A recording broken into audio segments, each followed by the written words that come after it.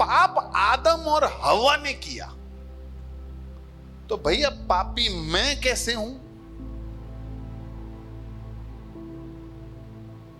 पाप किसने किया? आदम और हवा ने। तो मैं पापी कैसे ठहरा? मस्त सवाल है। 2-3 बातें हैं अच्छी अच्छी, आपको सीखना चाहिए। देखो, जब परमेश्वर ने आदम को बनाया ना, तो परमेश्वर ने सारे सृष्टि में उसके बाद जब तक समय चलेगा तब तक जितने लोग जन्म लेंगे उन सबको आदम के अंदर बना दिया। उन सबको आदम के अंदर बना दिया, क्योंकि हम सब उस आदम में से ही बाहर आए हैं। तो जब परमेश्वर आदम को आदेश दे रहा था, सिखा रहा था, तो मतलब वो किसको सिखा रहा था? हम सबको सिखा रहा था। और उस आदम की गलती, उस आदम के पाप की वजह से हम सारे संसार में पाप आ गया, और पाप की वजह से सारे संसार में मृत्यु आ गई।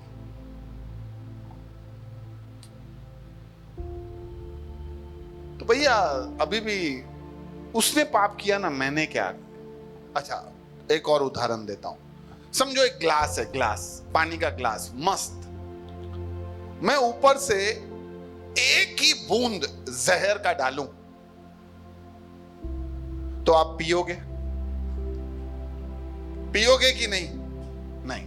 अच्छा, मैं चम्मच से ऊपर का बोल एक बूंद हटा देता हूं, अब पियोगे? अच्छा, 2-4 बूंदे हटा देता हूं, अब पियोगे? अरे आधा ग्लास कर दिया, आप पियोगे? अरे क्यों नहीं? अब वो उसके अंदर घुल चुका है। अब वो पूरे ग्लास के अंदर जहर है।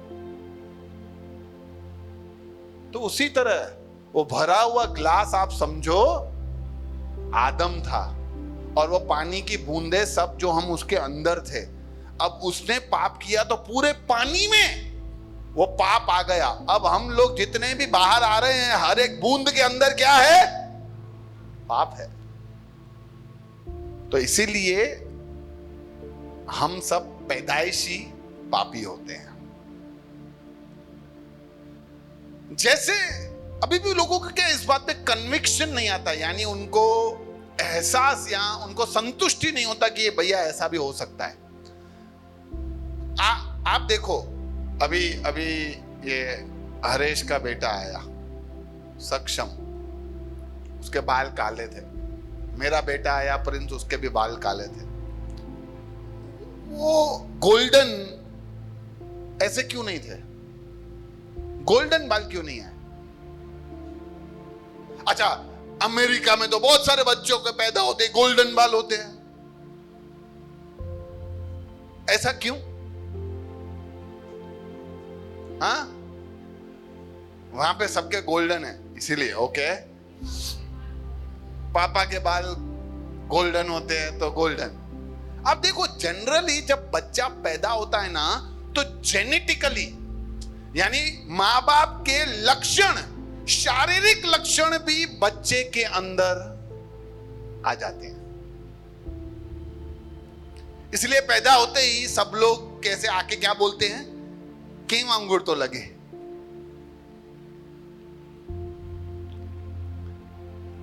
एक बार एक कपल के यहां बच्चा पैदा हुआ, सब लोग आ गए। चाचा बोले मेरे जैसा लग रहा है, मेरे पे गया है। मम्मी बोले मेरे पे गई है, पापा बोले मेरे पे गया है, अंकल बोले मेरे पे गया है। सब ऐसा बोलते हैं कि नहीं? तुम्हारे इधर नहीं बोलते क्या? नाक बिल्कुल पप्पा पे गया है। देखो, चिल्ला रहे, गुस्सा भी मम्मी पे गया है। बचपन में सब लोग अपने जैसा बनाना की कोशिश करते हैं, मेरे पे गया है, मेरे पे गया है। फिर बड़ा होके कोई कांड करके आता है, बोलता है किस पे गया है, किस पे गया है, किस पे गया है।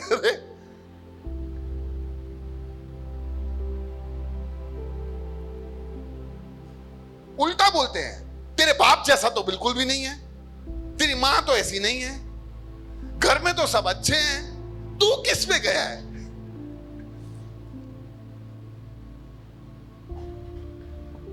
ये मैं क्या सिखाना चाह रहा हूं, आप समझो। इंसान 3 भाग में है, कौन से? प्राण, शरीर और आत्मा। तो जब शारीरिक व्यवहार, जेनेटिकली उसका स्वभाव, उसका छाप अगर बच्चे के ऊपर आता है, तो आत्मिक रीति से भी वो छाप बच्चे के ऊपर आता है।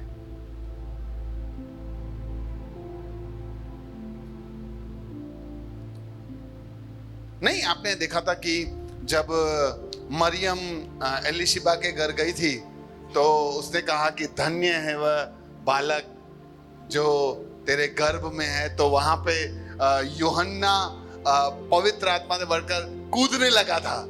ये जेनेटिकली और स्पिरिचुअली दोनों तरीके से है। तो जब बाहर एक शारीरिक चिन्ह अगर बच्चे के ऊपर माँ बाप के पड़ते हैं, तो वो आदम जो हमारा बाप दादा है, उसने जो पाप किया, तो वो पाप वाला व्यवहार हम सब के ऊपर आ गया है। इसीलिए हम सब भी पापी हैं।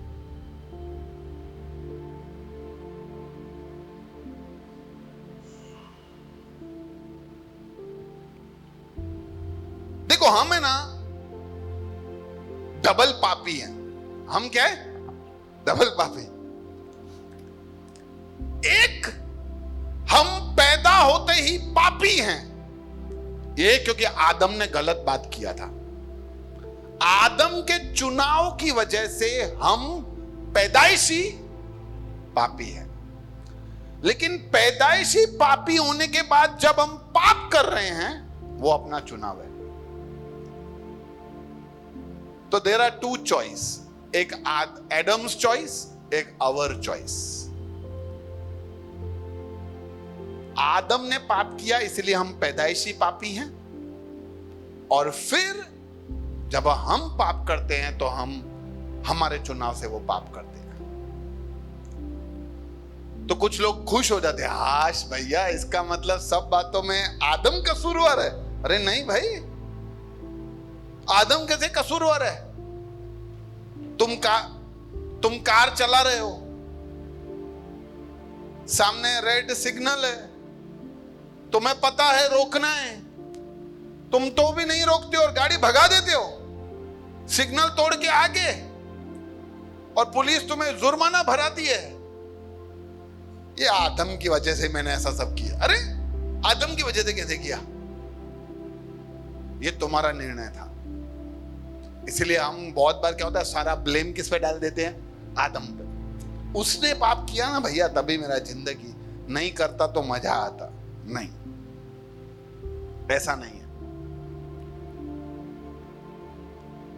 एक और कन्विंसिंग बात इसके अंदर यह है कि बहुत बार हम सोचते कि यार भैया ये थोड़ा अन्याय नहीं है, उसके पाप की वजह से हमारे ऊपर भुगतना। तो एक बात आपको समझाने के लिए समझाता हूं, हमेशा हर चीज का रिपल इफेक्ट होता है।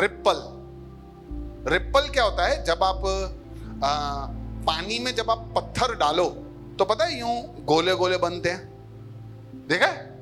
उसको बोलते हैं रिपल इफेक्ट। तो जब हम कुछ गड़बड़ करते हैं ना, तो उसका ये रिपल इफेक्ट बहुत सारे लोगों पे पड़ जाता है। भले परमेश्वर सबका परमेश्वर है, लेकिन मां बाप का गलती किया हुआ बच्चे भुगतते ही हैं। ऐसा आपको लगता है ऐसा होता है? आज अगर कोई बाप ने कांड किया या कोई गलती की या कोई गड़बड़ी की और उसको जेल में बंद कर दिया, तो बच्चे नहीं भुगतेंगे इसकी वजह से? अरे भुगतेंगे कि नहीं? अरे वो बाप कमा के लाता था, अब उसको जेल में डाल दिया, तो बच्चे खाएंगे कैसे? बीवी कैसे कमा के लाएगी इतना सब कुछ? तो भुगत कौन रहा है? बाइबल में एक प्रभु के दिल के करीब रहने वाला एक व्यक्ति था। कौन?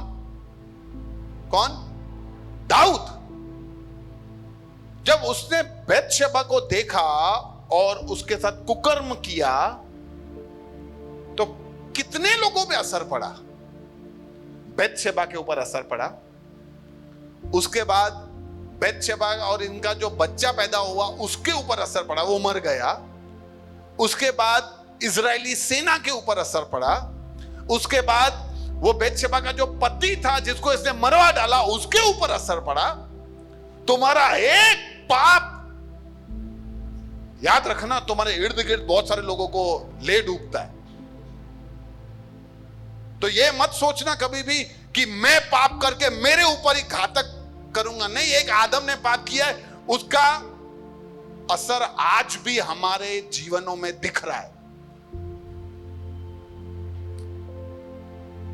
तो हमारा किया हुआ जानबूझ करके पाप हमारे करीब लोगों के ऊपर दिखेगा। इसीलिए अगर आदम और हवा ने पाप किया, उसमें से जो भी आए, मैंने समझा दिया ना, वो पानी का ग्लास याद है ना, पानी का ग्लास और जहर और एक एक बूंद नीचे गिर रहा है, हर बूंद में जहर है, हर बूंद में पाप है। तो इस तरह से आदम और हवा ने भले पाप किया, लेकिन पापी हम सब भी हैं। रोमी का पत्री 3 और उसका 23 कहता है, क्योंकि सभी ने पाप किया है और परमेश्वर की महिमा से रहित हैं। हम सब ने पाप किया है, प्रभु ने कह दिया सबने पाप किया है, इसलिए कोई इसके ऊपर चर्चा ही नहीं है, सब पापी है।